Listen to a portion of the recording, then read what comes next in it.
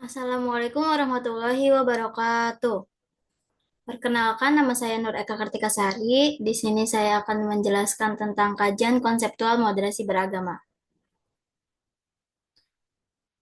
Di dalam kajian konseptual moderasi beragama itu ada pembahasan tentang pengertian dan batasan moderasi. Yang kedua ada prinsip dasar moderasi adil dan berimbang. Yang ketiga adalah landasan moderasi dalam tradisi berbagai agama. Yang keempat ada indikator moderasi beragama. Yang kelima ada moderasi di antara ekstrem kiri dan ekstrem kanan. Yang terakhir yaitu kesimpulan. Oke, baik. Yang pertama itu ada pengertian dan batasan moderasi. Kata moderasi berasal dari bahasa Latin moderatio yang berarti kesedangan, tidak kelebihan, dan tidak kekurangan. KBBI menyediakan dua pengertian kata moderasi, yakni pengurangan kekerasan dan penghindaran keekstriman. Secara umum, moderat berarti mengedepankan keseimbangan dalam hal keyakinan, moral, dan watak baik ketika memperlakukan orang lain sebagai individu maupun ketika berhadapan dengan institusi negara. Sedangkan dalam bahasa Arab, moderasi dikenal dengan kata wasat atau wasatiyah yang memiliki padanan makna dengan kata tawasud, tengah-tengah, iktidal, adil, dan tawazun, berimbang. Orang yang menerapkan prinsip wasatiyah disebut wasit. Dalam bahasa Arab pula, kata wasatiyah diartikan sebagai pilihan terbaik.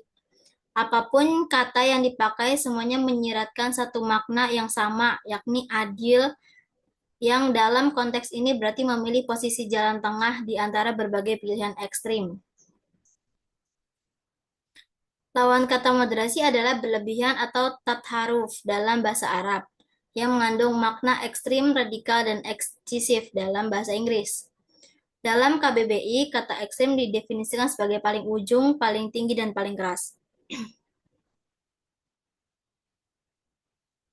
Jadi kalau dianalogikan, moderasi adalah ibarat gerak dari pinggir yang selalu cenderung menuju pusat atau sumbu, sedangkan ekstremisme adalah gerak sebaliknya, menjauhi pusat atau sumbu menuju sisi terluar dan ekstrim.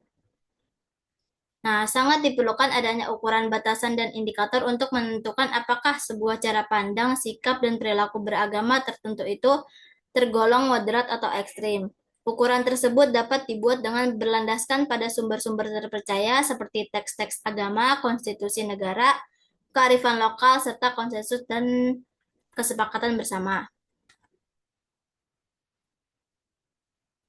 Moderasi beragama sesungguhnya merupakan kunci terciptanya toleransi dan kerukunan, baik di tingkat lokal, nasional, maupun global. Pilihan pada moderasi dengan menolak ekstremisme dan liberalisme dalam beragama adalah kunci seimbang demi terpeliharanya peradaban dan terciptanya perdamaian.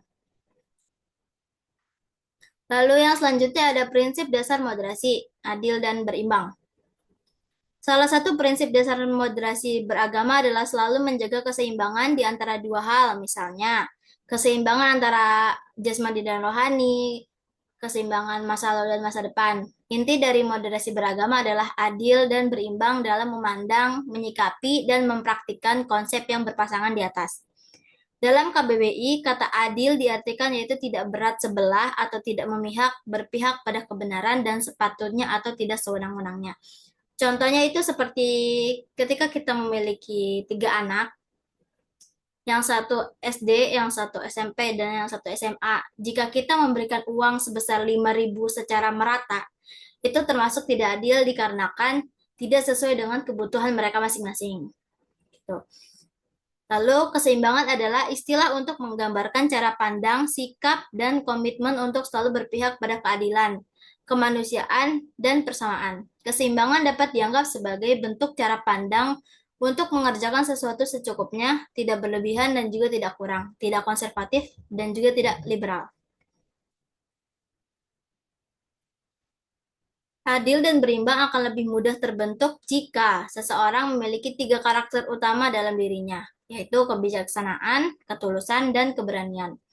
Dalam rumusan lain, dapat dikatakan bahwa ada tiga syarat terpenuhi sikap moderat dalam beragama, yakni memiliki pengetahuan yang luas, mampu mengendalikan emosi untuk tidak melebihi batas, dan selalu berhati-hati. Moderasi beragama meniscayakan umat beragama untuk tidak mengurung diri, tidak tidak eksklusif atau tertutup, melainkan inklusif, dia terbuka, melebur, beradaptasi, bergaul dengan berbagai komunitas, serta selalu belajar di samping memberi pembelajaran. Sarjana Muslim Ismail Raji Al-Faruqi menjelaskan makna berimbang tawazun atau the golden mean sebagai sikap untuk menghindarkan diri dari dua kutub ekstrim yang tidak menguntungkan seraya berusaha mencari titik temu menggabungkannya.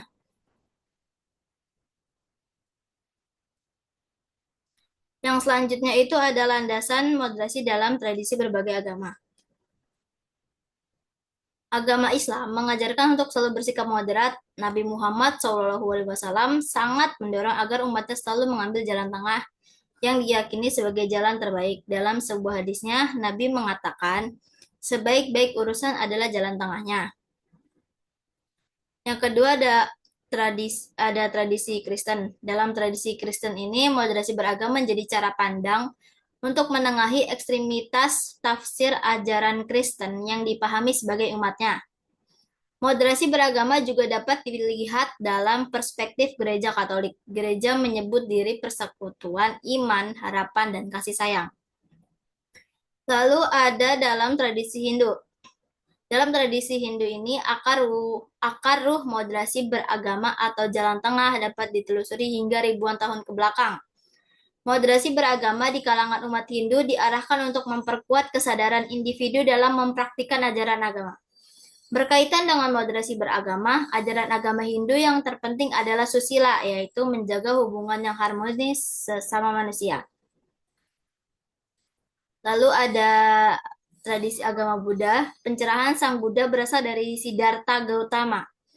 Ia adalah seorang guru dan pendiri agama Buddha. Buddha Dharma merupakan jalan tengah yang merupakan aspek penting dari spiritualitas umat Buddha yang sangat menghindari dua kutub ekstrim.